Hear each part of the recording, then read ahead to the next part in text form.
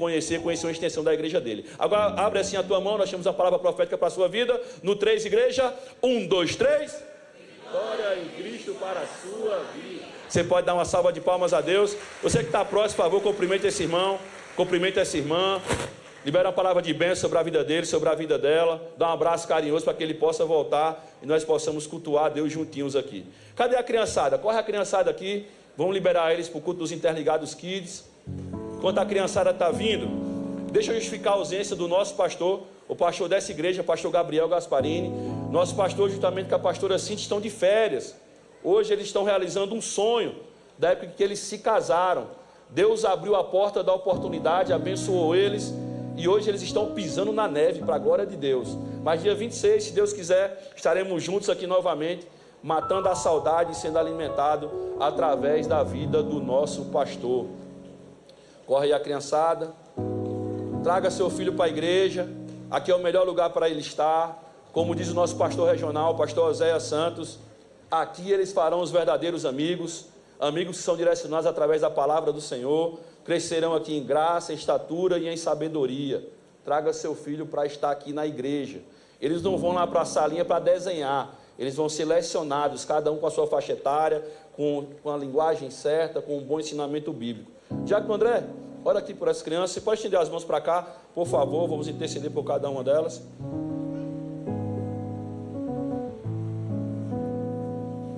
Soberano Deus e eterno Pai, aqui está, Senhor, os pequeninos.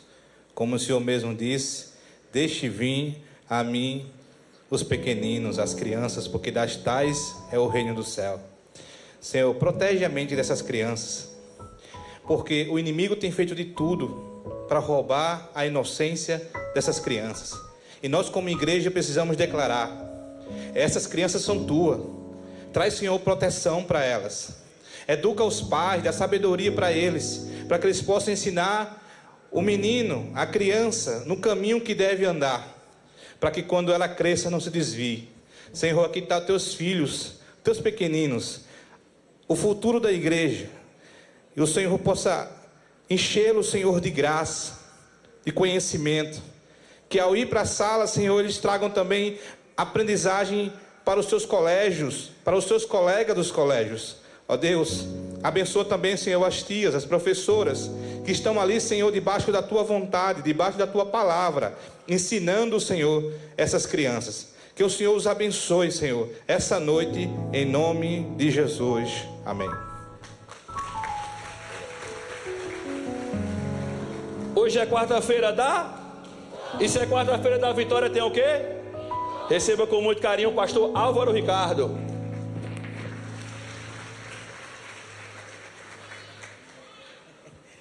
Glória a Deus, aleluia. Você crê que Deus tem vitória para a sua vida? Você crê? Você chega. Quem veio aqui, irmão, atrás de uma resposta de Deus? Então você chegou no lugar certo, sabe por quê? Para Satanás escutar, irmão. Eu estou aqui com agradecimento, tá? Eu quero dizer uma coisa aqui para você: que a tua vitória é do tamanho do teu glória. Você pode aplaudir o nome do Senhor? Eu quero apresentar para você que está nos dando a honra de estar aqui pela primeira, segunda vez, está perguntando: pastor, como é que essa campanha funciona? Deixa eu te explicar. Toda quarta-feira nós temos aqui o culto da vitória e também nós fazemos aqui a campanha da vitória. Como é que essa campanha funciona? Você vem durante 7 quartas-feiras consecutivas e ininterruptas. Você vem e apresenta a Deus algo que é impossível para você, algo que foge da sua esfera humana. Você também pode estar fazendo a campanha da vitória por alguém que você ama. Quer ver uma coisa? Eu sempre gosto de perguntar aqui: quantos queriam aqui que Deus entrasse na sua casa com salvação? Muita gente. Então a campanha da vitória é um culto ideal para você fazer uma aliança com Deus, apresentando a tua família. Irmão, eu tenho dito aqui nesse altar: Deus não nos deu família para ser presa de Satanás. Então faça a campanha da vitória pela vida do teu filho, pela vida da tua filha, pela vida do teu esposo. Você que talvez recebeu um diagnóstico médico com a notícia: Ah, pastor, eu recebi um diagnóstico médico que não foi nada daquilo que eu esperava. Faça uma campanha da vitória. Pastor, eu estou com uma causa na justiça que há tempo que não sai. Faça a campanha da vitória. Pastor, eu quero uma promoção lá no meu trabalho. Faça a campanha da vitória. Pastor, o telefone ainda não tocou. Faça a campanha da vitória, porque eu creio que Deus vai dar a tua vitória. Eu vou repetir aqui para ver se tu se anima. Eu creio que Deus vai dar a tua vitória. Quando Deus der a tua vitória, isso, deixa eu não está crendo não. Lá na frente vai ter lá uma obreira e um obreiro. Nós vamos ter a honra de escrever o teu testemunho e estar aqui contando. Nesse caso eu estou com 4 testemunhos dessa campanha, tá? Presta atenção aqui, a irmã Adriana. Ela diz o seguinte, ó: boa noite, me chamo Adriana, sou bombeira civil. Hoje quero contar o meu testemunho. No dia 5/5 comecei a passar mal, sentindo uma dor no peito, radiando para o braço, ânsia de vômito. Pensei, estou infartando. Corri para a emergência. Chegando lá, fui direto fazer o exame. Dentro da sala, comecei a ficar com falta de ar. Falei para a enfermeira e ela disse: ore a Deus. Eu comecei a orar. Foi quando veio na minha cabeça: e se precisar, é só chamar, porque Ele vai te escutar. Comecei a louvar. Simplesmente a dor que estava sentindo sumiu. Levei o exame para o médico e ele disse: o exame não deu nada, seu coração está melhor do que o meu. E ainda disse, não vou pedir outro exame, porque não deu alteração. Quero dizer, Deus é bom em todo o tempo e Ele toma conta da vida da gente. Cadê a irmã Adriana? Fica em pé, serva do Senhor. Isso aí, pode aplaudir o nome do Senhor? Isso aí, irmão. Só quem passa por uma situação dessa aqui é quem sabe a dor. Não disse o nome aqui, mas diz aqui, ó: o Senhor tem abençoado meus 3 filhos. E nas 2 últimas semanas, Deus operou um milagre na vida deles. Evitou uma cirurgia de emergência em Cássio e operou um milagre na cirurgia de Karine. Milagre de cura, saúde restaurada, para a glória do Senhor. Hoje eu estou aqui com meu outro filho. Meu propósito, Deus ouviu o meu propósito no culto da vitória. O Cláudio está aqui para a glória de Deus. Quem foi que escreveu? Você quer ficar em pé? Cadê a serva, o varão? Lá atrás, fica em pé em nome de Jesus. Cadê? Fica em pé. Isso aí, ela apontando ali para o filho dela. Isso aí é vitória, irmão, para a serva do Senhor. Eu quero dizer que a senhora e sua casa vai servir a Deus, tá bom? Que a sua casa é de Jesus.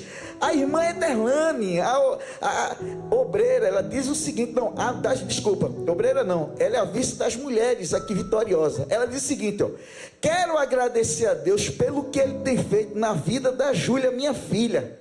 Ela está se organizando para casar. Ela e o seu noivo Eduardo, os dois deram uma oferta direcionada para que o Senhor abrisse uma porta de emprego. E essa semana ela foi chamada para trabalhar para a glória do nome do Senhor Jesus. Eu quero dizer, Deus é o Deus que abre porta. Cadê a Derlane? Cadê a serva do Senhor? Ela lá atrás. Você pode aplaudir o nome do Senhor? Resposta de culto da vitória, tá? A irmã Gabriela Martins, escuta isso aqui. Ela diz o seguinte: sexta-feira, no dia 2, meu pai caiu de cima do telhado. Foi para o hospital em uma cadeira de roda, porque não conseguia mexer a perna. Fez a tomografia e constatou que estava com a costela quebrada e a coluna lombar fraturada. Meu Deus! Ele teria que ir para outro hospital fazer uma cirurgia delicada. No último culto da vitória, o grupo de louvor cantou um hino, Deus de obras completas. E naquele momento eu falei para Deus que ele não iria precisar ser operado por homem nenhum, que o Senhor iria fazer a obra por completo. Ontem estava no trabalho e recebi uma ligação dizendo que meu pai recebeu alta. O homem que saiu numa cadeira de rodas voltou para casa andando sem ser operado. Deus opera milagres. Cadê a serva do Senhor? Cadê a serva do Senhor? Fica em pé e só aplauda o nome do Senhor. Deus é Deus de milagres. Eu quero dizer um negócio aqui para você. Enquanto você vem para o culto da vitória, Deus toma conta de você. Você vai perguntar: pastor, quem é que pode fazer essa campanha? É somente os crentes aqui da Advec? Não. Você que é de outra denominação, você que não é crente, você que tem uma causa impossível, esse culto é feito para você. Então, eu quero convidar você que está na sua segunda até sétima campanha. Fique em pé em nome de Jesus. Fique em pé em nome de Jesus. Ou você que por algum motivo quebrou a campanha e chegou aqui dizendo: pastor, eu quero iniciar minha campanha de novo. Ou você que nunca fez a campanha da vitória, foi convidado por alguém e Deus está tocando no teu coração, quero desafiar você. Fica em pé em nome de Jesus. Você que precisa de uma resposta de Deus, isso, vai ficando em pé, irmão. Faça uma aliança com o Senhor. Se Deus trouxe você aqui hoje, é porque Deus quer tratar com a tua vida. Esse culto é feito para você. Você tem que ser inconformado. Deixa eu conhecer você que está começando, está iniciando a campanha. Vamos assinar assim com a sua mão. Isso, você pode aplaudir o nome do Senhor pela vida dessas pessoas. Você que está em pé, faça assim com a sua mão. Você que está sentado, direciona a sua mão para a vida de alguém. Eu quero que você feche seus olhos, tá bom? Irmão, ore com fé. Se você está com enfermidade, coloque a mão nessa enfermidade que nós vamos orar aqui agora. Senhor, meu Deus, meu Pai, nesse momento, Senhor, em concordância, porque a tua palavra diz, Senhor, o que será ligado na terra, o que é ligado na terra, também será ligado no céu. A tua palavra diz, Senhor, se pedimos crendo em teu nome, o Senhor responderá às nossas orações. Então, Senhor, eu entro agora em concordância com a oração do teu filho e da tua filha. Senhor, visita agora, Pai do céu, esse pedido. Vai na casa agora com salvação. Senhor, quero, Senhor, determinar cura, Senhor, sobre essa enfermidade. A última palavra não é do médico, assim como nós lemos aqui. A última palavra é do Senhor. O Senhor tem o poder de arrancar câncer pela raiz. O Senhor pode tocar na coluna. O Senhor pode expulsar toda dor, toda depressão, toda síndrome do pânico. Vai caindo agora por terra. Toda opressão de Satanás agora seja repreendida. Senhor, entra agora nessa causa da justiça. Senhor, o Senhor pode mandar agora, Deus, uma resposta do céu. E amanhã o teu filho e tua filha receber a ligação dizendo que o Senhor abriu porta, o Senhor deu vitória. Eu declaro que na próxima quarta-feira muitos agradecimentos também vai passar nesse altar para a glória do teu nome, em nome de Jesus. Você pode dizer amém? Você pode sentar aplaudindo o nome do Senhor Jesus.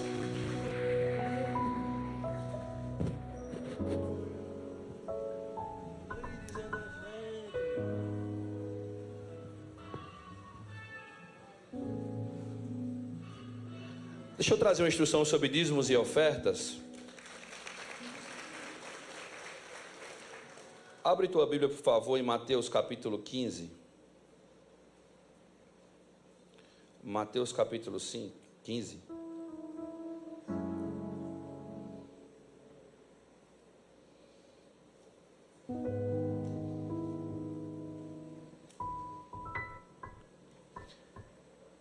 Versículo 37. 15:37. 15:37. E todos comeram e se saciaram, e levantaram do que sobejou 7 cestos cheios de pedaços. Vou repetir. E todos comeram e se saciaram, e levantaram do que sobejou 7 cestos cheios de pedaços. Olha para mim. Nós temos na Bíblia 2 multiplicações de pães e peixes. João capítulo 6 vai contar sobre a primeira multiplicação de pães e peixes.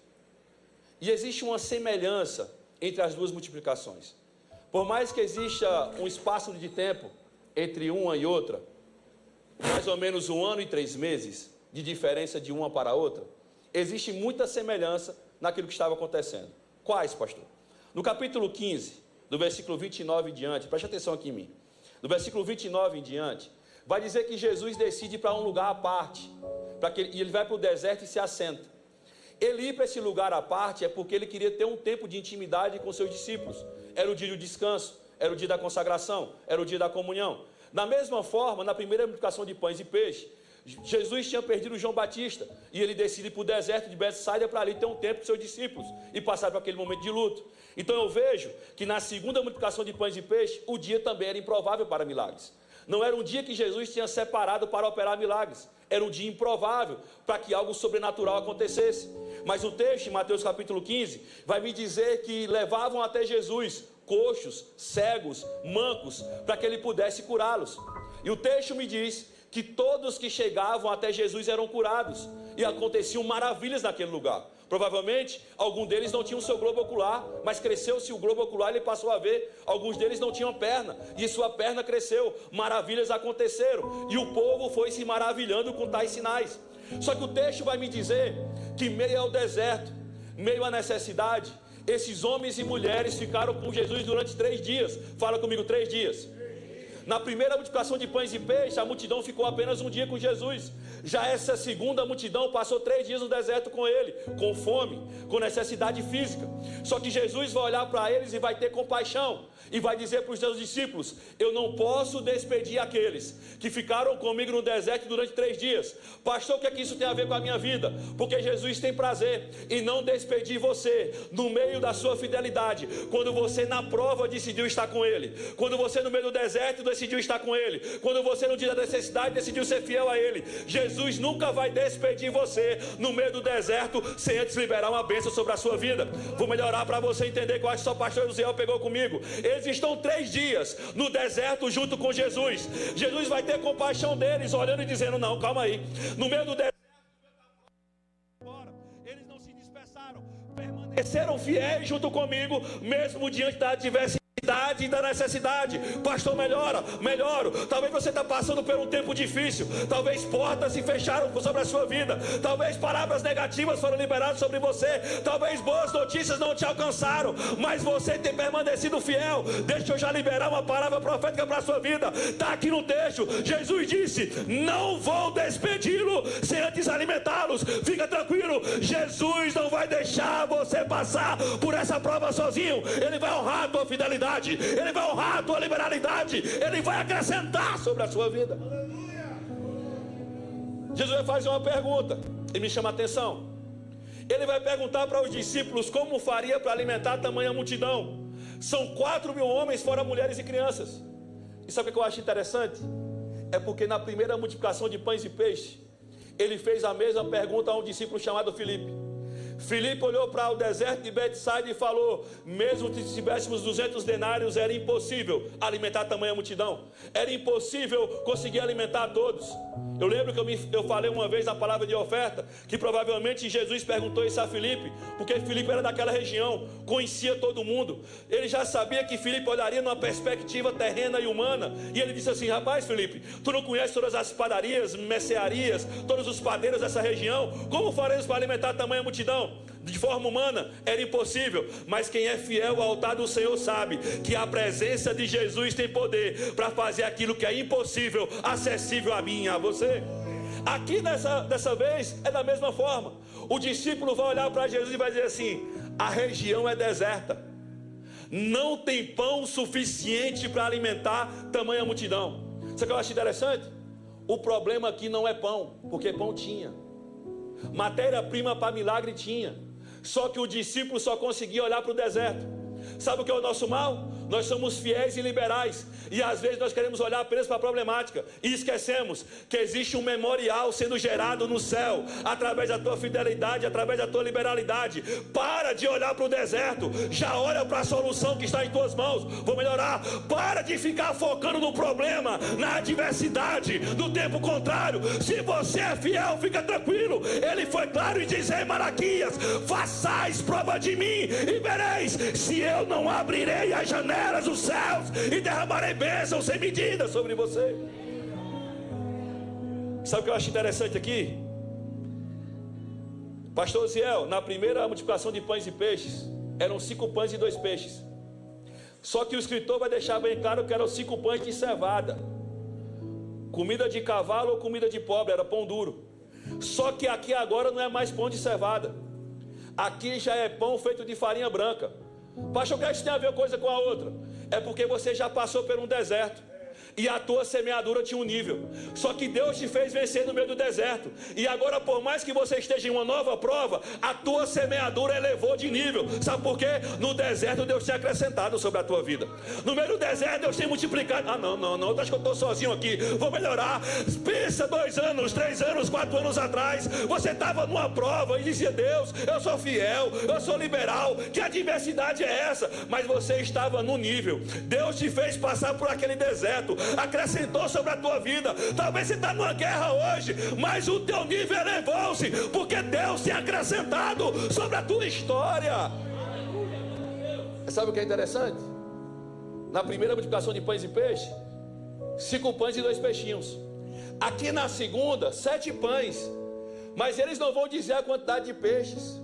O tamanho do peixe é irrelevante, é pequeno demais. A quantidade é irrelevante. Era algo que não valeria para nada para tamanha multidão. Mas sabe o que é interessante? E eu gosto de falar essa frase: aquilo que para o homem parece ser irrelevante, não tem valor algum, aquilo que é rejeitado pelos homens, na mão de Jesus é matéria-prima de milagre. Aquilo que você está entregando aqui hoje, talvez não mudasse nada na sua vida, talvez na ótica da igreja não mude nada na igreja, mas eu quero te lembrar uma coisa: aquilo que você está entregando no altar não é um valor monetário, não é uma transação bancária. O céu não está vendo como um valor terreno, o céu está vendo como semente. E deixa eu te falar uma coisa: aquele que carrega a sua preciosa semente, andando e chorando, certamente voltará carregando consigo os seus feixes. Eu não sei qual é a luta, eu não sei qual é a prova, eu não sei qual é a vitória que você busca, mas a matéria-prima do milagre já está com você. É a preciosa semente de fidelidade, é a preciosa semente de liberalidade. Para encerrar, aqui é totalmente diferente da primeira. Na primeira, Jesus chama os discípulos e fala assim: separe grupo de 50. Jesus começa a organizar, porque o ambiente era inóspito, era deserto. O dia era improvável para milagres. E a oferta que tinha naquele momento era rejeitado. Só que quando tudo é rejeitado, Jesus pega o controle, toma o controle de tudo, arruma a casa e gera uma geografia inóspita e uma geografia de milagres. E aqui foi diferente. Agora Jesus não manda os discípulos separar em grupos. Jesus dá uma ordem. Ele manda todo mundo se assentar-se já. Fala comigo: Jesus deu uma ordem. E foi já. O que é isso, pastor? É porque eu creio que aquilo que você tem semeado aqui, Jesus não vai ordenar, e nem Jesus está ordenando. Jesus já deu uma ordem de um já do céu a teu favor. Eu estou sentindo Deus nessa palavra. Como assim, pastor? Vou te dar uma verdade bíblica. Lembra do profeta? O profeta decidiu ser fiel ao altar e disse: não vai ter chuva e não vai ter orvalho. Quando ele declara tal coisa, o próprio Deus vai dizer para ele: ei, desce para o ribeiro. Eu não vou ordenar, nem estou ordenando. Eu já ordenei aos corvos que te alimente. Vou mais, quando o ribeiro secou, ele disse: agora vai para Serepta, porque eu já ordenei, passado, uma mulher para te sustentar. Para onde é que você quer chegar? O milagre que você precisa, a multiplicação que você precisa. Jesus não está ordenando, nem vai ordenar. Ele já ordenou e tem um já dos céus chegando ao teu favor. Tem alguém para crer comigo nessa palavra? Tem multiplicação para a sua vida, tem acrescentar de Deus para a sua vida, tem colheita para a sua casa. Pastor, me prove, aqui eu encerro. 7 pães e pequenos peixes. Jesus reparte, fala comigo, reparte. Porque quem é do reino não divide, ele reparte. Porque quem reparte compartilha. Entende que o pouco que tem você pode usufruir e compartilhar para abençoar pessoas. É aquilo que vai estar no envelope que você vai receber. Aqui você semeia, pessoas são alcançadas, mas também tem uma colheita abundante para a sua vida. Jesus reparte pães e peixes. E agora, depois ele dá a ordem de os homens se assentarem, e ele entrega nas mãos dos discípulos. Eu aprendo algo muito maravilhoso. Porque pastor Ziel, ele repartiu e ele poderia distribuir, mas ele dá a ordem: se assentem-se já. E depois reparte pão, e o pão vai se multiplicando. Cada vez que ele reparte, mais pão e mais peixe tem. Só que aquela multiplicação teve que passar pelas mãos dos discípulos para alimentar o povo. Porque aqui eu aprendo uma coisa: a ordem de Jesus já foi dada. E os discípulos que vão semear e ter colheita já estão aqui. Vou melhorar. A ordem do céu já foi dada. Tem um já de Deus para você. Mas eu estou aqui como um discípulo para dizer para você: o Espírito Santo me ordena a dizer: a multiplicação está chegando agora. For mais, maio é um mês de acesso liberados e de testemunhos declarados. A ordem foi dada. E como boca profética, eu só os olho para dizer: vai ter testemunho declarado do dia de hoje, da data de hoje. Deus vai te surpreender e você vai dizer: foi a liberalidade, foi a fidelidade que chamou a atenção do altar. Na primeira multiplicação, 12 cestos. Eu lembro que eu profetizei aqui que era um cesto para cada mês. Já agora na segunda, foi diferente e mais abundante. Te explico por quê. Na primeira multiplicação de pães e peixes, apareceu um jovem com 5 pães e 2 peixes, e sobejaram 12 cestos. Eu me recordo que eu compartilhei com cada um de vocês que existe uma cultura que também é impregnada em nós nordestinos, que os judeus deixaram aqui quando passaram, que quando os nossos avós iam para a roça, eles levavam consigo aquela esteira de palha e uma marmita de alumínio com um pano de prata amarrado.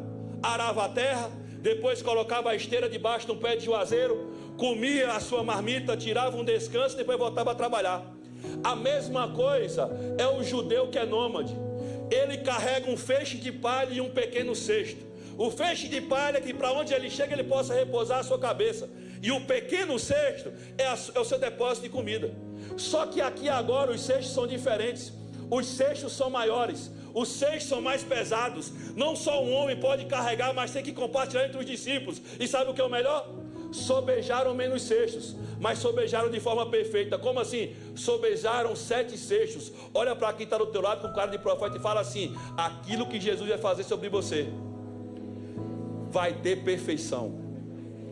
Como assim, pastor? O Espírito Santo falou para mim aqui: tem gente que está achando que já conquistou a vitória que precisa. Tem gente que está achando que já colheu aquilo que Deus tinha prometido. Não, não, não. É só o começo. Aquilo que Jesus disse para você, você vai usufruir, você vai compartilhar, vai sobejar e você vai entender. Ele não deu por parte nem completo, Ele deu perfeito sobre a minha vida. Então entenda, através da sua fidelidade e através da sua liberalidade, o dia que seria improvável para milagres, a situação ou a geografia que seria inóspita e uma oferta que parece ser irrelevante, pode ser a matéria-prima de milagres para a sua vida. Seja ousado nessa noite, faça a prova de Deus, porque eu creio, estou falando com muita fé, eu creio que Deus multiplicará sobre a sua vida, sobre a sua casa, e certamente você voltará cheio de alegria, dizendo assim: Deus acrescentou sobre a minha vida. Alguém crê comigo nessa palavra? Os obreiros vão passar com o envelope de oferta. Você que vai dizimar, peça o envelope de dízimo. E quando você está recebendo o envelope, deixa eu trazer algumas justificativas. Nós iniciamos a obra de bombeiros, já foi colocado hidrantes, ou então a gente reformulou um pouco esse hidrante que estava fora do lugar. As bombas vão começar a ser colocadas, estão chegando as encanações de alta pressão. A porta corta-fogo já está ali atrás da igreja, provavelmente até a próxima semana vai ser colocada aqui nessa parede. Mas também nós somos surpreendidos através dessa chuva que teve no sábado. Você está vendo que alguns lugares aqui estão sem cadeira. Tem algumas salas de departamento infantil que a gente isolou, porque goteiras apareceram no nosso teto. E nós tivemos que comprar telhas. Foi quase 10 mil reais investido em telhas, fora a mão de obra que vai ser feito todo esse trabalho quando tiver uma pausa na chuva. E tudo isso é através da sua liberalidade e da sua fidelidade. É você que tem cuidado desse corpo, para que mais pessoas possam ser alcançadas. Eu me recordo algo que eu aprendi com um amigo pregador, o pastor Moisés Leopoldino.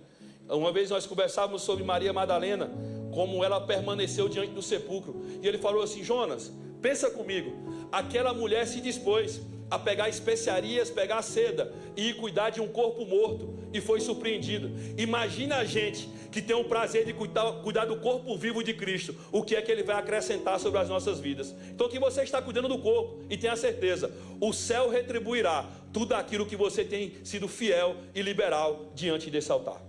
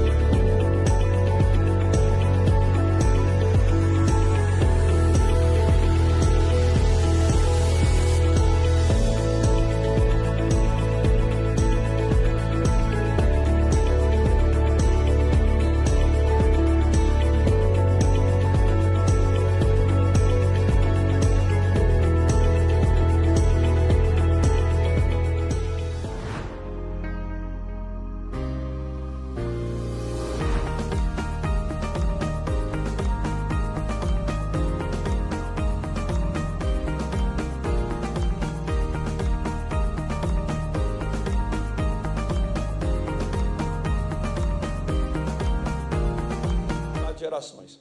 Se você perguntar a qualquer jovem pregador, ou até mesmo aqueles que estão na faixa etária um pouco mais elevada, tem prazer de sentar para ouvi-lo. Tem mensagens dele que marcou a nossa vida. Existe um cântico espiritual que a maioria dos pregadores cantam o imitando, porque sabem e respeitam a unção que esse homem carrega. Tem sido uma boca profética para gerações, e eu creio que assim também será nessa noite. Então eu queria te pedir um favor, redobre a sua atenção. Tenha muito foco naquilo que vai ser pregado, porque eu creio que basta apenas uma palavra liberada desse altar, para Deus girar a chave e abrir uma porta de acesso sobre a sua vida. Eu queria receber isso com muito carinho, pastor Elson de Assis.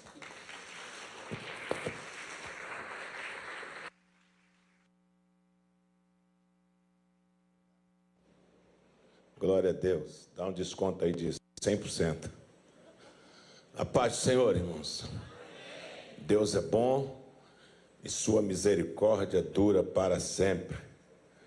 Esse trem aqui balança, né, irmão? Estava cantando, pensei que estava tendo terremoto. Fiquei olhando aqui, ó. Bom estar aqui com vocês. Que Deus continue abençoando poderosamente a esta igreja. Abra sua Bíblia no Evangelho de Jesus Cristo, escreveu o apóstolo João, capítulo 4. É o Evangelho de João, não são as epístolas. Evangelho, Mateus, Marcos, Lucas e João, capítulo 4. Vamos ler o versículo de número 4. Quem achou, diga amém. Ainda falta alguns acharem. Amém. Todos acharam? Versículo 4 diz: E era-lhe necessário passar por Samaria. E era-lhe necessário passar por Samaria. Amém. Jesus pregou para grandes multidões quando aqui esteve. Jesus pregou para multidões gigantescas. A palavra de oferta que nos antecedera fala de duas grandes multidões. A primeira multiplicação dos pães e peixes, segundo a Bíblia, 5.000 homens, fora mulheres e crianças. A segunda multiplicação dos pães e peixes, 4.000 homens, fora mulheres e crianças. Em Lucas capítulo 5, quando fala-nos da pesca maravilhosa, a Bíblia diz que uma multidão lhe oprimia, lhe apertava. E ele alcançou a praia do lago de Genezaré, colocou a multidão na praia e alcançou o barco de Pedro, ou seja, era também uma grande multidão. Quando Jesus caminhava para a casa de Jairo, a Bíblia diz que no percurso, uma mulher que sofria de um fluxo de sangue há anos, para alcançar a cura, rompeu a multidão para conseguir tocar na orla dos vestidos de Jesus. Ou seja, quando Jesus pregava, ele arrebanhava grandes multidões. Mas Jesus também pregou grandes sermões para apenas uma pessoa. Ele pregou grandes sermões para grandes multidões, mas também pregou grandes sermões para apenas uma pessoa. Jesus pregou um grande sermão para Nicodemos, quando este foi ter com Jesus à noite, e a Bíblia diz que Jesus começou a dissecar a Torá, falando a respeito da palavra, e deu um nó na cabeça de Nicodemos, quando disse que era necessário que ele nascesse de novo. E Nicodemos, doutor na lei, mestre, disse: como pode um homem, sendo já velho, tornar ao ventre de sua mãe?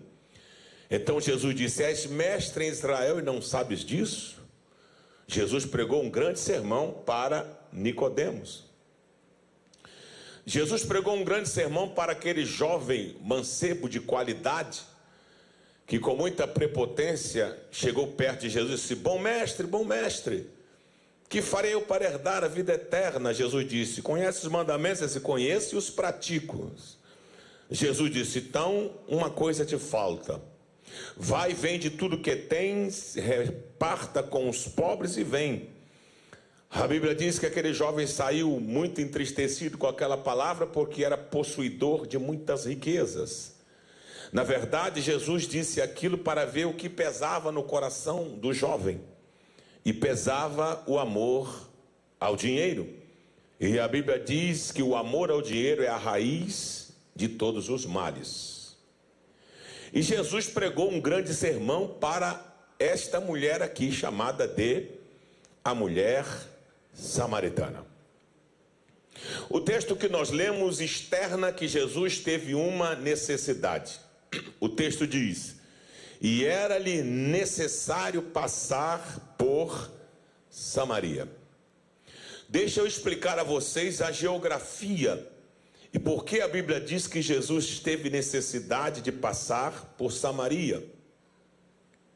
Quando o Império Romano, que governava o mundo naquele tempo, ele criou um sistema de governo para que pudesse facilitar a administração do império.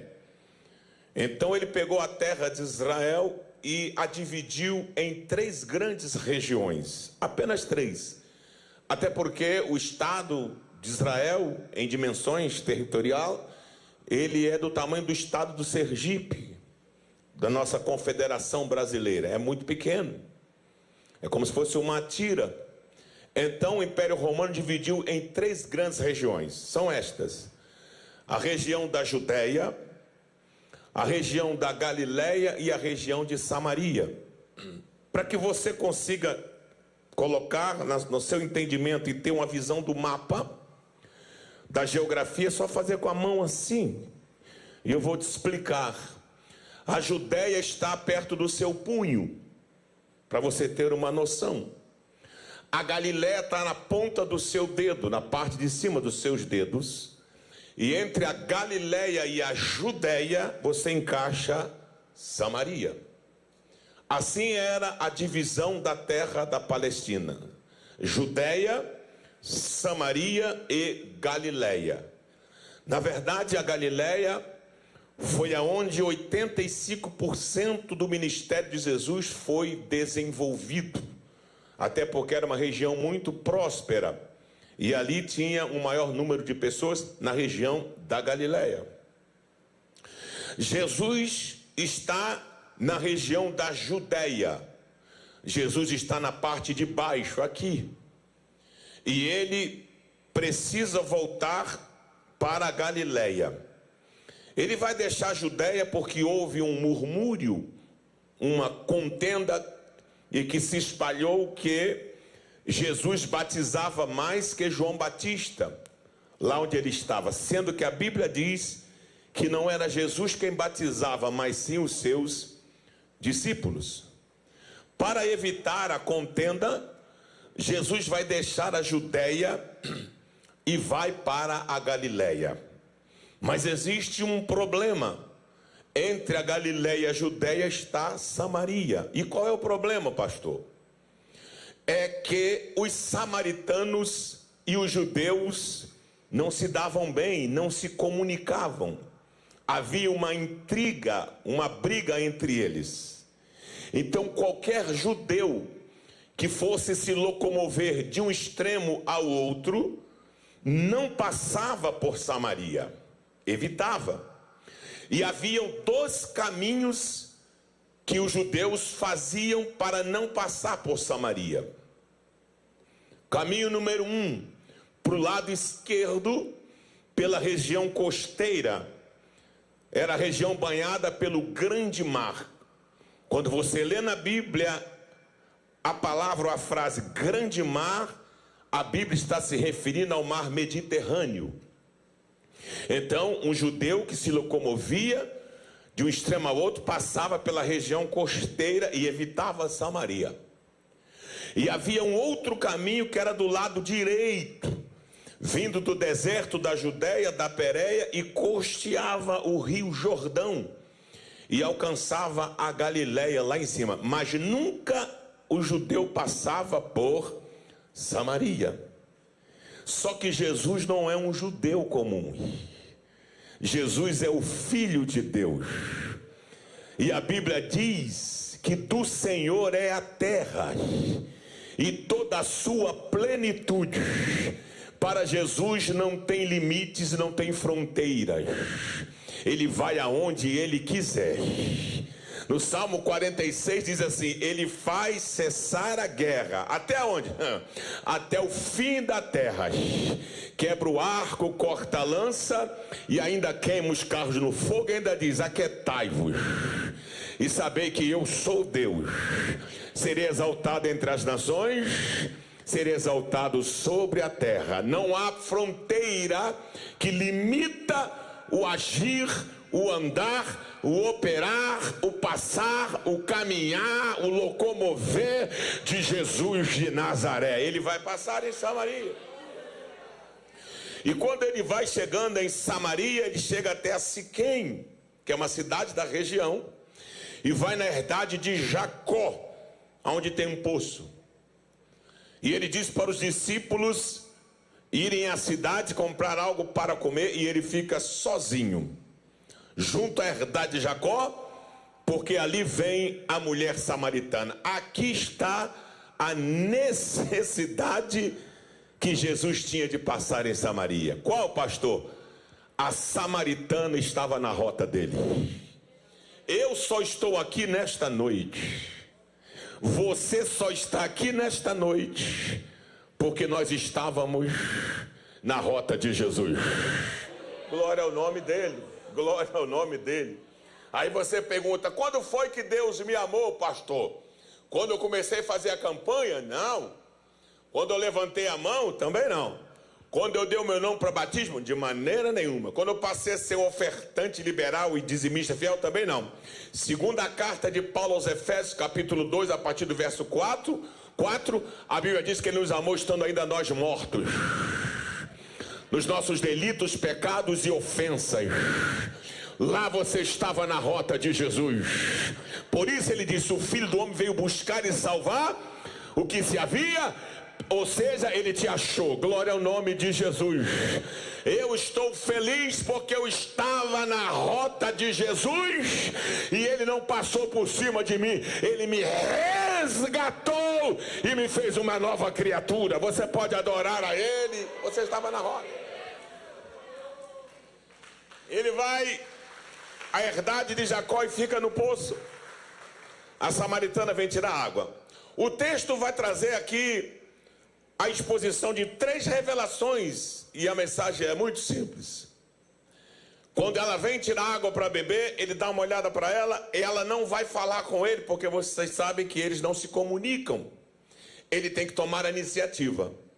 E ele diz assim: mulher, dá-me um pouco desta água para eu matar minha sede.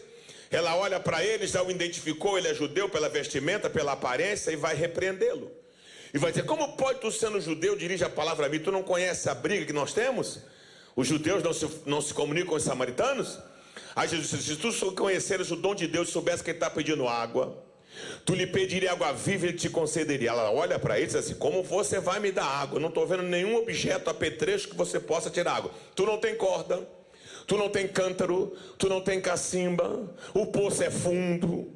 És tu maior que o nosso pai Jacó, que cavou o poço, bebeu da água, deu os animais e deu os filhos? Jesus olhou para ele e disse assim: aquele que beber desta água que Jacó cavou, bebeu, deu os animais e os filhos, tornará a ter sede. Mas aquele que beber da água que eu lhe der, jamais terá sede, porque dentro de si fará uma fonte de água viva que salta para a vida eterna. Agora presta atenção nessa frase, ela diz assim: Senhor, então dai-me desta água para que eu não precise mais voltar aqui. Aí diz assim: vou lhe dar assim, mas vai chamar o marido. Ela disse: não tem marido. E você disseste bem, porque tiveste 5 e o que tu tens não é seu. A primeira revelação é da vida pessoal da mulher samaritana. Ele vai arrancar a casca da ferida dela. Ele vai fazê-la sangrar pela ferida. Mas depois ele vai passar azeite. Ele vai curar esta ferida que ela tem. Ele vai trazer os pecados dela e vai aflorar. Ou seja, vai trazer a exposição. Mas fique bem tranquilo, não tem ninguém sabendo. Ele mandou os discípulos comprarem comida, porque Jesus não tem interesse em exposição da tua vida, porque a tua vida pertence a você. Ela não me diz respeito, e a minha vida não te diz respeito. Eu não quero saber da tua vida, o pastor não quer saber da tua vida, mas eu tenho que te dizer algo nesta noite. Tem alguém aqui que está interessado nela. Existe alguém aqui que tem interesse na sua vida. E quem é, pastor? Aquele que te trouxe a vida. Glória ao nome de Jesus. Mas ele não tem interesse em expor. Por quê? Porque a conversa dele é particular entre você e ele. E eu gosto de Jesus por inúmeros motivos, mas um dos motivos é esse aqui. Nesse número de pessoas que aqui estão reunidos, ele consegue bater em você, te amassar, te quebrar. Ele faz você sangrar, ele pisa em você, ele te destrói, ele te exorta, ele te dá chibatadas, palmadas, chicotadas, e ninguém sabe. Aí você às vezes até quer gritar, diz assim: não grita, que ninguém precisa saber. A conversa é entre o vaso e o oleiro. Eu amasso, o vaso se quebra, eu faço de novo, o vaso se quebra, eu faço de novo. Aleluia! Porque na minha olaria não tem lata de lixeira. Aqui todo vaso que se quebra, eu torno fazê-lo novamente. O irmão do lado não sabe que você está apanhando, porque ele não tem nada a ver com a tua vida. Quem tem interesse na tua vida chama-se Jesus de Nazaré. Mas fique tranquilo, depois destas pancadas, lapadas, chicotadas, você vai sair daqui restaurado para a glória do nome de Jesus. Oh, glória a Deus. A primeira revelação é da vida pessoal dela. Ninguém vai saber, só entre ele e ela. Aí ele diz: já tiveste 5, tem no seu? Ela disse: eu vejo que és profeta. Sim. Então me responda uma coisa. Diga-me. Nossos pais dizem que o local de adorar é aqui, nesse monte. Mas vocês judeus dizem que é em Jerusalém, no templo. Quem está certo?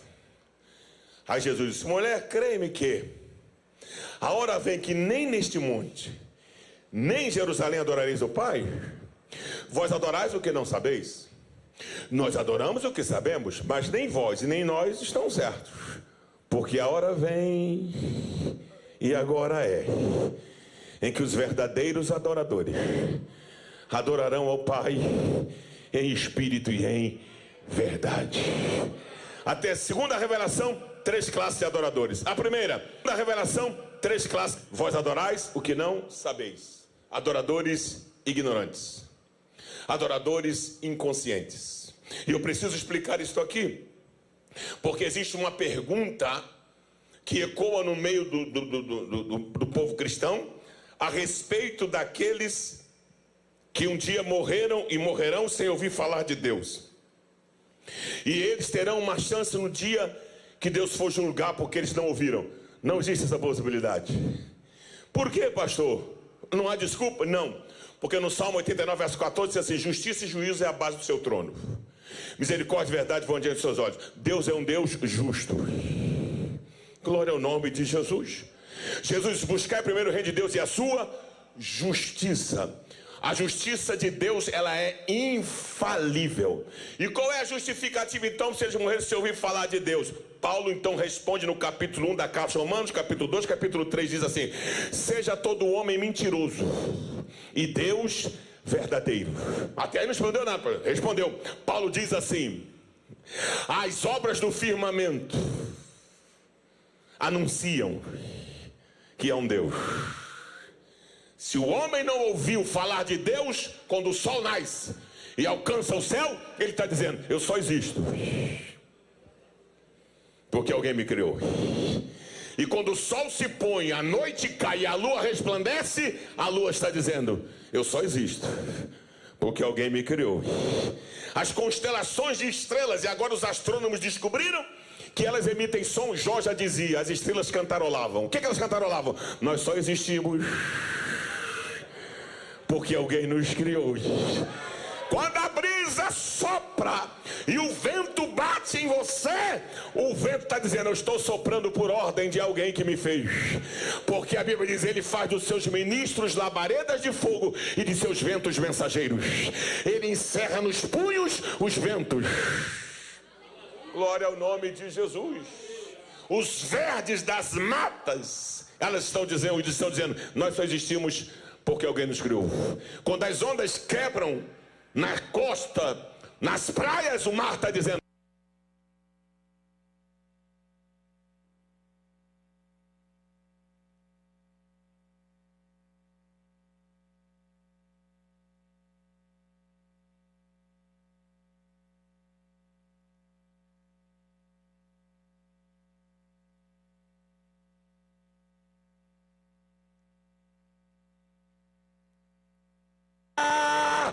acima de tudo e de todos. Depois ele disse: nós adoramos o que sabemos, também não estamos certos. Ele está se referindo aos judeus que só adoravam no templo. E eu gosto de frisar isso para que não haja confusão. Essas paredes aqui e este local chama-se igreja física, prédio. E o que significa isso, pastor? Esse local é consagrado a Deus. Aqui nós reunimos para juntos edificarmos a nossa fé. Aqui nós desfrutamos da comunhão um com os outros. É aqui que nós reunimos como se fosse uma família. Mas Deus não habita aqui. Deus habita aqui. Eu vou repetir. É preciso compreender que Deus não se limita a essas quatro paredes. Deus está aqui. Oh, bendito seja o Deus Todo-Poderoso. Temos, porém, esses tesouros em vasos de barro, para que a excelência do poder seja de Deus. Ou seja, não se limita a Deus a quatro paredes. Oh, bendito seja. Aí Jesus disse: nós adoramos o que sabemos. Aí ele vai repreender e vai reprovar os adoradores ignorantes e os que conhecem. Isso quer dizer, porque agora vem, e agora é que vem a terceira classe, os verdadeiros adoradores. E como é que eles adoram? Eles adoram ao Pai em espírito e em verdade. Ou seja, nem os samaritanos nem os judeus estavam certos, porque a terceira classe surgiu. O verdadeiro adorador tem três marcas. Quantas? Quantas?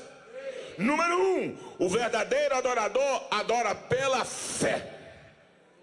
Por que ele adora pela fé? Porque Jesus disse: Deus é espírito. Então você não vê espírito. Então você adora pela fé. A fé não é um sentimento. Estou indo hoje no culto da vitória na Advec Marcel. Por quê? Estou sentindo uma fé. Se a fé para você é sentimento, ela vem e passa. Eu não sinto fé. E o que é a fé, pastor? Segundo a Bíblia, firmamento, fundamento. A fé é o quê? Fundamento. O que significa fundamento? É onde eu estou firmado. É por isso que o vento bate em você, te leva lá embaixo. Quando o vento passa, você sobe. Pum. É por isso que a luta vem, você vai lá no solo. Quando a luta passa, você está de pé. Por quê? Porque você está firmado. Oh, glória ao nome de Jesus. A fé é o firme fundamento das coisas que se esperam e é a prova daquilo que não se vê. A sociedade não entende, passam ali fora, olham cá para dentro e dizem: eu não sei como é que esse povo se reúne, faz um barulho de aleluia e glória a Deus, não tem uma cruz, não tem um andor, não tem uma imagem. Nós não precisamos. Por quê? Porque nós adoramos pela fé. Nós não andamos pelo que vemos, nós andamos pela fé. Aleluia! E eu tenho tanta fé que Deus para mim aqui neste culto é mais real do que esse celular. Por quê, pastor? Esse celular eu estou vendo, esse celular eu estou sentindo, esse celular eu estou pegando. E Deus pela fé não estou vendo, mas eu sei que Ele está aqui. Oramachuri canta. Aleluia, aleluia.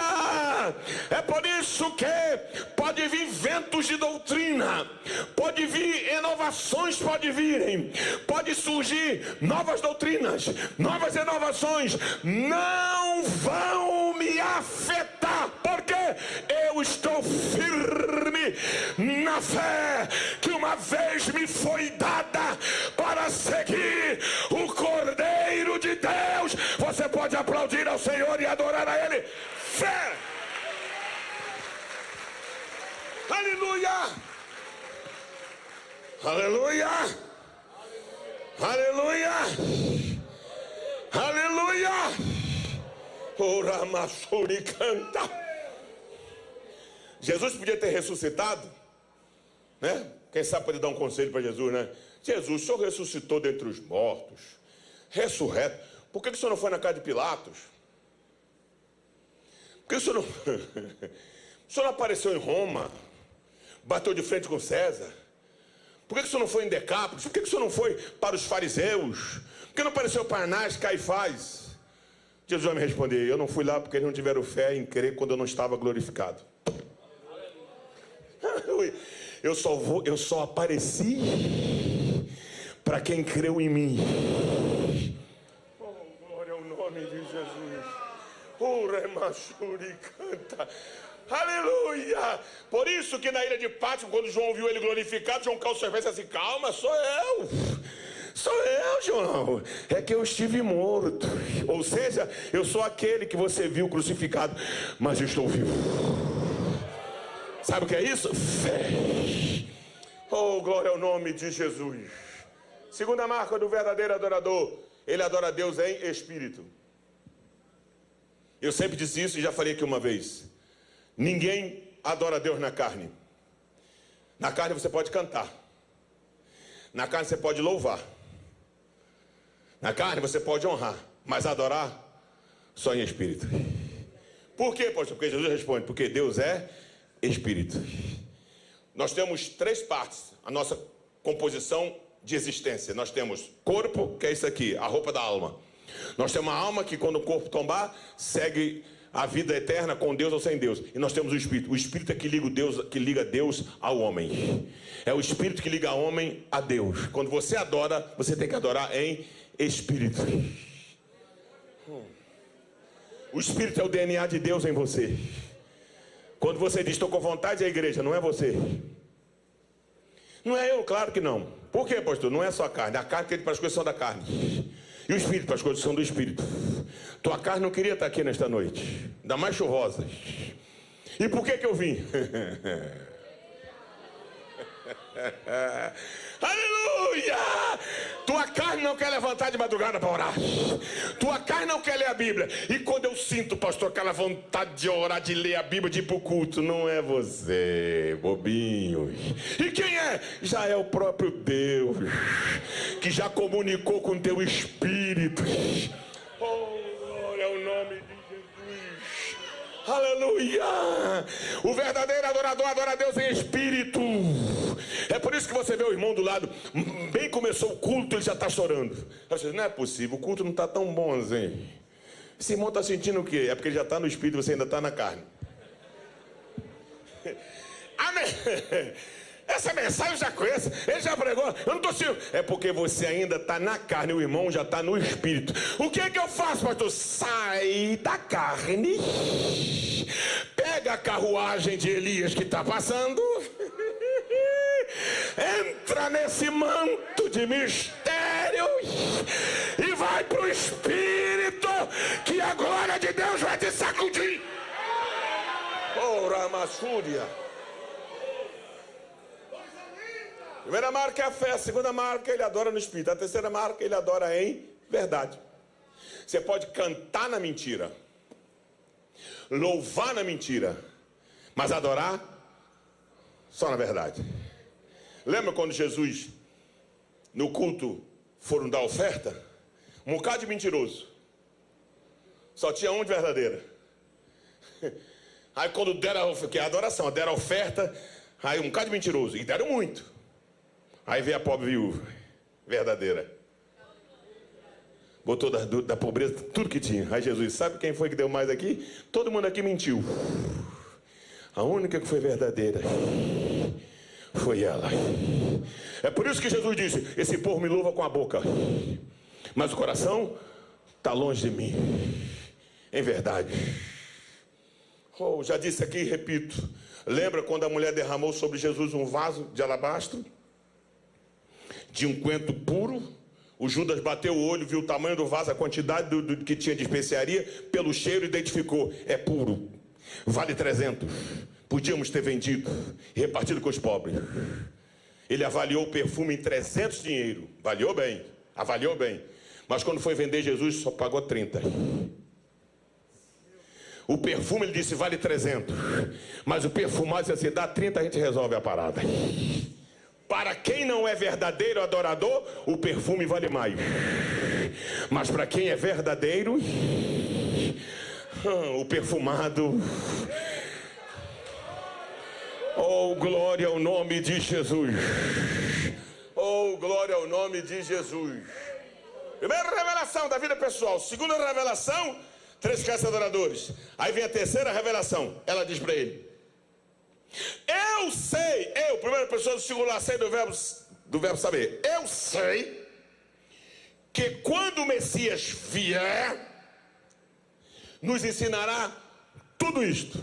Lá vem a terceira revelação. Aí Jesus vai dizer assim: eu, primeira pessoa do singular, o artigo definido, sou do verbo ser, que falo contigo. Oh, glória ao nome de Jesus. Eu, primeira pessoa, o artigo definido, sou do verbo ser, que falo contigo. Revelação pessoal. Oh, glória a Deus, a maior de todas. Um sermão, ele tem um corpo. O sermão tem o quê? Um corpo. E qual é o corpo do sermão? Introdução, começo, meio e fim. É a composição de um sermão. Introdução, começo, meio e fim. Aqui nós temos 2 sermões. Quantos, pastor? 2. Nós temos o sermão da Samaritana e o sermão de Jesus. E qual é o corpo, o conteúdo do sermão da Samaritana? Ela começa: como pode, sendo judeu, fala comigo, visto que eu sou samaritano, tu não sabe que a gente não se comunica, tu não tem cota, tu não tem cacimba, o poço é fundo, és tu maior que nosso pai Jacó, cavou o poço, bebeu do poço, Deus animais, Deus filhos, e eu sei quando o Messias vier, eu vejo que és profeta. O sermão da mulher, o corpo do sermão dela tem uma tradição, uma contenda, um poço, um cântaro, uma cacimba. Mas essas coisas nunca mudaram a vida dela. Por isso ela diz: dai-me desta água para que eu não precise voltar mais aqui.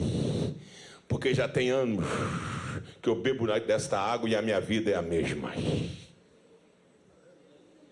Quem sabe nesta noite você está igual a ela, debaixo de um legalismo, de uma tradição religiosa, bebendo água nesse poço e voltando lá sempre. E a tua vida continua o mesmo marasmo, porque esses sermões não mudam a vida de ninguém. Oh, glória ao nome de Jesus. E qual é o sermão que Jesus pregou? Não tem outro maior, melhor e mais eficaz. Quem? Ele mesmo. Eu sou. Qual é o sermão que muda a vida do homem? Jesus na introdução, Jesus no começo, Jesus no meio e Jesus no fim. Qual o sermão que muda a vida de um homem? Jesus na introdução, Jesus no começo, Jesus no meio, Jesus no fim. Nós vivemos um tempo de ler livros de autoajuda, palestras vazias, frases perfeitas montadas que, se você ouvir, parece que vai dar jeito na sua vida. Conversa fiada, balela de pregador que não conhece Bíblia. Nós vivemos um tempo de seminários que custam um olho da cara. Você vai, fica dias e volta do mesmo jeito.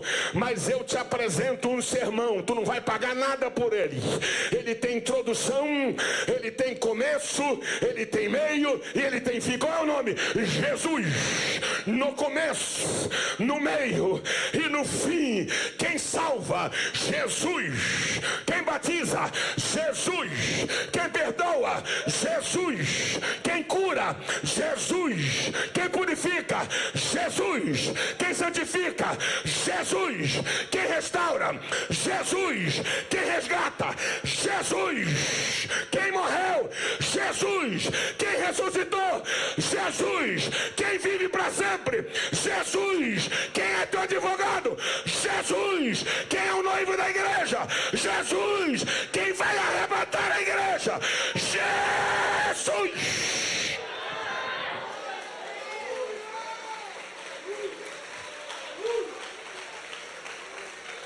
Mais forte. Aplauda mais forte. Mistura com aleluia.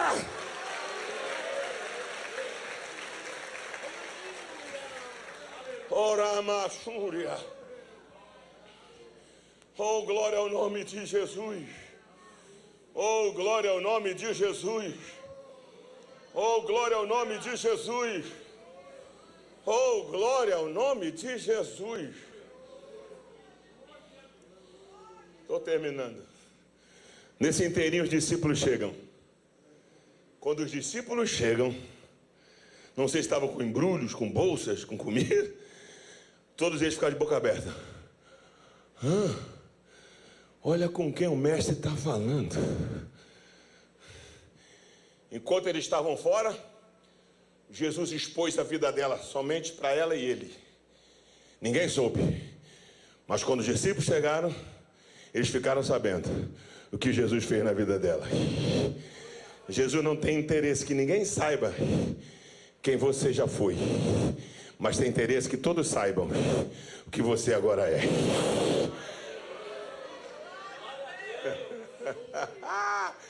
Diz a Bíblia: deixou, pois, a mulher o seu cântaro, partiu para dentro da cidade gritando: venham, venham. Que foi, mulher?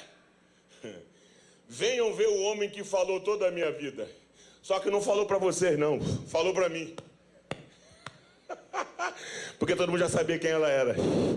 Venham ver, porventura não é ele o Messias? Aí eles vieram, ficaram perto do poço. Formou-se uma grande multidão. E Jesus, tome Bíblia. Pá, pá. Aí o texto diz assim: eles já não criam mais por causa dela, mas porque com seus próprios ouvidos ouviam Jesus falar. Pode tocar aí, filho. O texto que eu li diz assim: e era-lhe, vamos lá, e era-lhe necessário passar por Samaria. Vamos lá, 1, 2, 3. Mais uma vez. Passar significa passar. Ficou um pouquinho, vai embora. Estou só de passagem. Estou só de passagem. Estou só de passagem.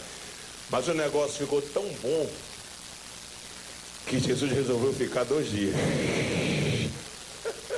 senhor não vai agora, mestre? Que vou nada, eu vou ficar mais 2 dias. Por quê? Porque Jesus na minha vida, Jesus na sua vida, não está de passagem. Ele veio para ficar.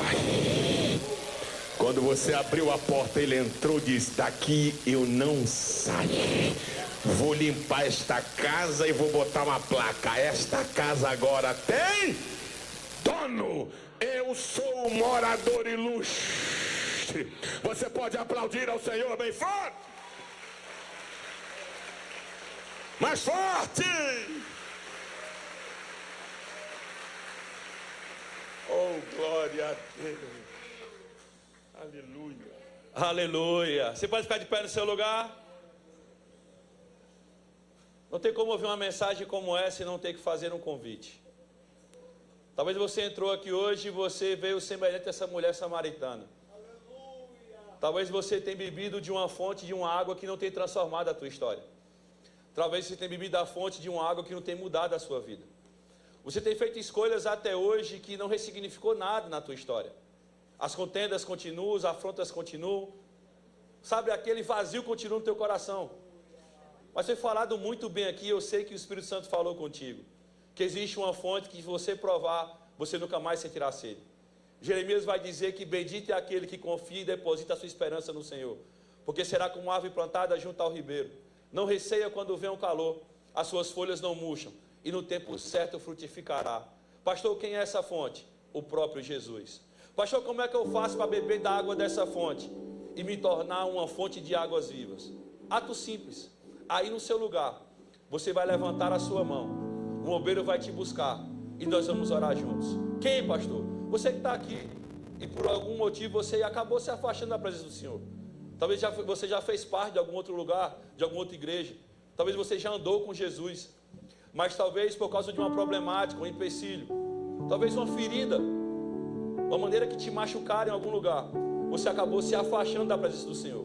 Mas eu quero te dizer algo: não importa o que aconteceu ontem, não importa o que aconteceu até aqui, a igreja não vai querer saber o que você viveu. Por quê, pastor? Porque através da sua escolha hoje, é o próprio Jesus que vai pegar todos os seus erros do passado e jogar no mar do esquecimento. Ninguém poderá te julgar mais pelas suas escolhas erradas e por aquilo que você fez de errado. Essa igreja não vai julgar você porque um dia você se afastou. Não. Quando você decidir levantar a sua mão onde você está, essa igreja vai te aplaudir e te receber, porque felizes são aqueles que encontram aqueles que estavam perdidos. Pastor, hoje eu quero voltar a ter aliança com o Pai. Como é que eu faço? Levanta a tua mão onde você está. Nós vamos orar por você. Pastor, eu quero voltar para Cristo nessa noite. Eu quero voltar a beber da água, da fonte da água viva. Eu quero voltar a ser tempo e moradia do Espírito dele. Eu nunca mais quero me sentir sozinho. Eu quero ir no mais profundo mar, na mais escura caverna, no mais alto monte, e com ele me encontrar. Faz assim para mim, eu vou orar por você. Mas eu quero voltar a estar com Jesus. Eu quero voltar a me aliançar com Jesus. Vou fazer um segundo convite e vou pedir o louvor para cantar. Pastor, qual é o segundo convite? Talvez você está aqui através do convite de um amigo, ou talvez você nos conheceu através da rede social e você nunca disse sim para Jesus. Você nunca o reconheceu como o único e suficiente Salvador. E eu não estou chamando você aqui hoje para ser religioso. Não estou chamando você aqui hoje para ser um crente. Não. Eu estou chamando você aqui hoje para se tornar filho e se tornar um verdadeiro cristão. Pastor, como é que eu faço isso? Da mesma forma, você vai levantar a sua mão onde você está. Um obreiro vai te buscar e nós vamos orar juntos. O louvor vai tocar uma estrofe de uma música. Eu vou esperar você fazer a melhor escolha, da você fazer a melhor da sua vida.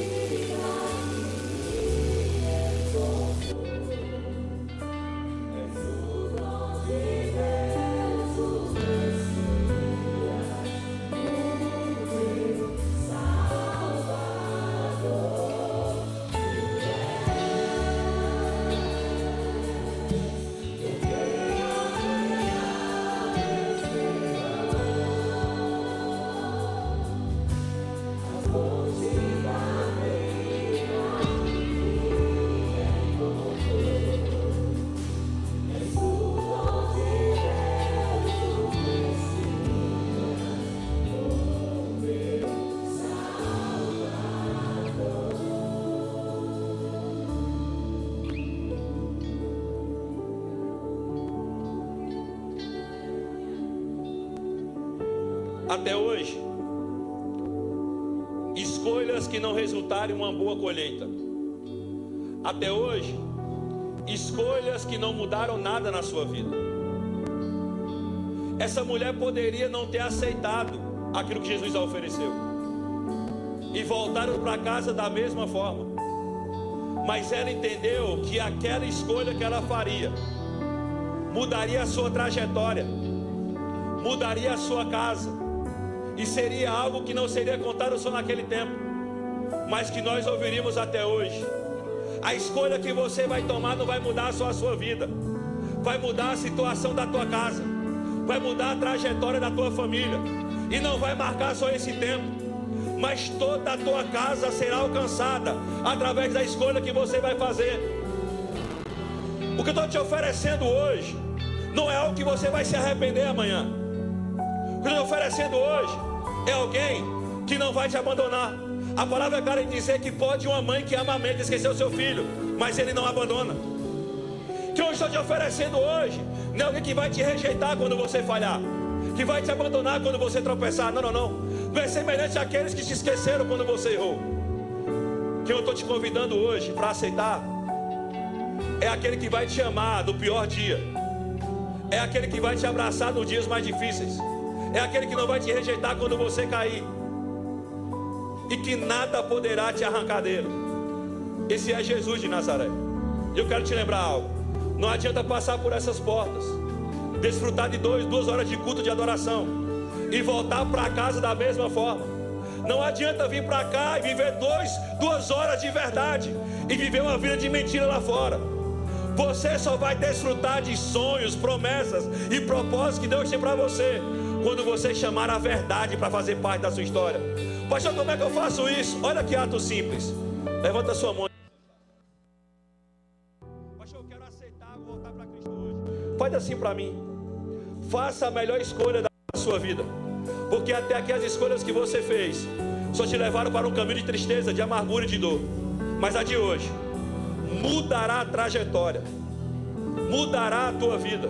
Pastor, vai ser só bênção? Não, mas nunca mais sozinho. Até diante das batalhas Ele estará contigo. Um ato simples: você levanta a mão, mas no céu uma reação. Pastor, eu quero voltar para Cristo hoje. Faz um sinal para mim e eu vou orar por você. Eu tenho 3 minutos e eu sei que você está aí. O Espírito Santo me motiva a falar algo aqui,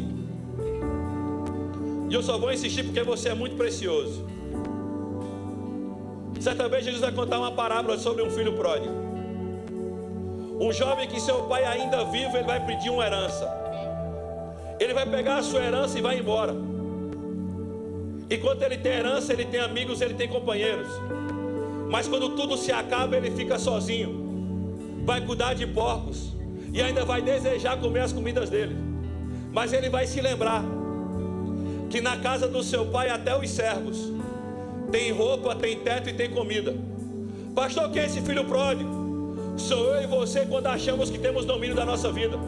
Sou eu e você quando achamos que nós temos domínio sobre as nossas escolhas. É quando nós achamos que podemos olhar para Deus e dizer assim: dá a minha vida que eu tomo as minhas escolhas, dá a minha vida que eu vou administrar a minha vida. Não, não, não. Quando você faz isso, você desfruta por um tempo, mas depois vem a colheita de dor. Você desfruta por um tempo, mas depois você se sente sozinho.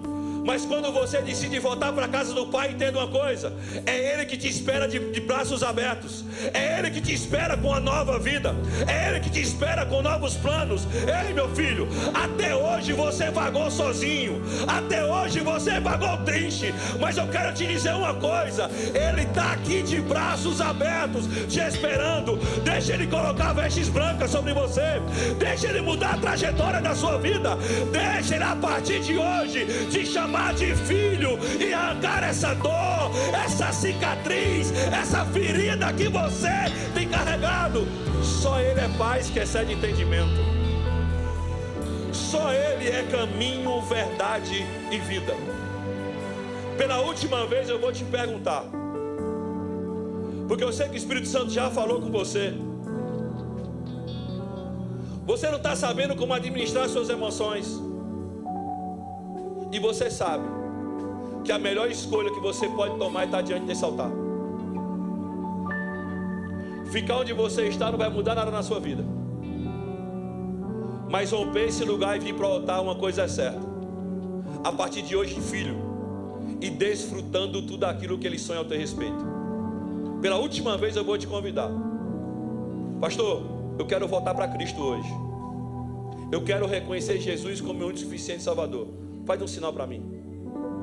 Eu vou orar por você. Não tenha vergonha.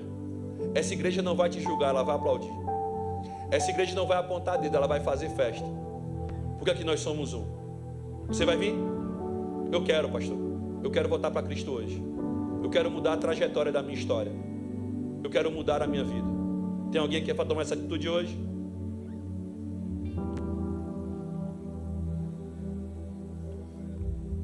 Você sabe que eu estou falando com você.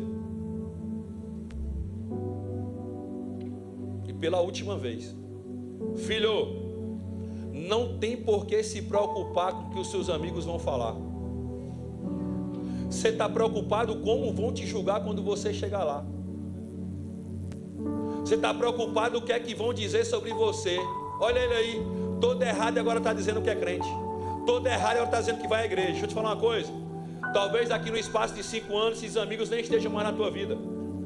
Outra, aquilo que eles vão falar, o tempo e o vento vai levar. Mas uma coisa é certa, aquilo que Deus tem para você, homem nenhum no mundo pode arrancar. Antes ser, sabe, não reconhecido pelos homens, mas ser reconhecido nos céus.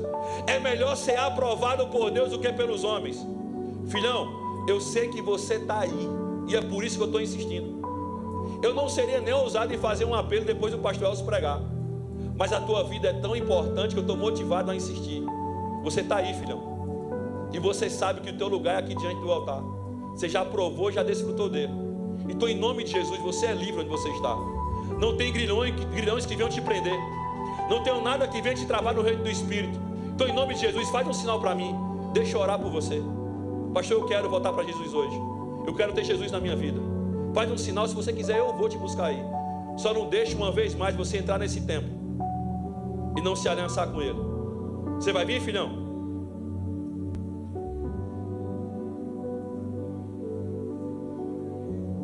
Passa de mim essa responsabilidade. Você sabe que é com você. Você foi abençoado nessa noite? Quarta-feira que vem, culto da vitória. Quem vai estar aqui, pastor Eduardo Gonçalves. Mantenha a sua campanha, convide um amigo, convide um familiar para estar aqui conosco. Eu creio que também será uma noite de vitórias e de salvação. Domingo da resposta. Pela manhã, pastor Álvaro Ricardo. À noite, pastor Kleber Santos. Mantenha o seu jejum, honre a sua campanha, porque eu creio que maio será um mês que Deus irá te surpreender com acessos liberados. Abre assim a tua mão. Que seja uma semana de vitória sobre a sua vida. Que uma boa notícia possa chegar até a sua casa. Que aquilo que você estava aguardando, que parecia ser impossível, aquilo que os homens disseram que era irreversível, aquilo que os homens declararam que não tinha como ser mudado, que o Espírito Santo possa te surpreender, dizendo que Deus vai te abençoar, vai abrir a porta, vai mudar essa situação, vai curar dessa enfermidade, vai trazer um romper sobre a sua vida, em nome de Jesus. Que a graça do nosso Jesus Cristo, que o amor do nosso Deus Pai, a comunhão e a reconsolação do Espírito Santo esteja hoje, todo sempre com você. E você diz? Amém. Viver em família. Que Deus te abençoe.